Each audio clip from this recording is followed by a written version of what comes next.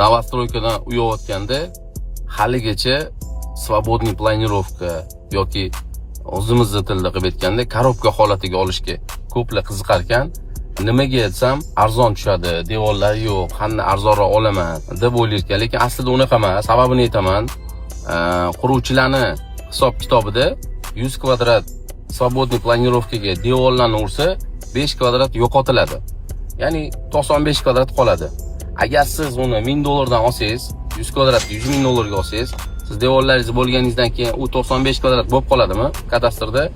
Ya'ni siz $5000 ga yo'qotdingiz. $5000 уже siz ortiqcha to'laganingiz ma'lum bo'ladi. O'shaning uchun svobodniy planirovkada, ya'ni devorsiz arzon olman deb o'ylamang. Devorli hisobini ham pulini общий kvadraturaga sochib olish kerak.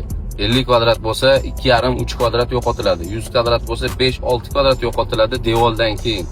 Shuning uchun iloji bo'lsa, agar svobodniy planirovka bo'lsa yoki korobka holatda bo'lsa, siz devorlarni urdirib, faktiski chiqqan kvadraturaga pul to'lasangiz, o'shanda aniq to'g'ri bo'ladi. Shu narsalarga ham e'tibor berish kerak, chunki ko'plar shu joyda ham adashayotganlarni ko'ryapmiz. Shunda adashmanglar.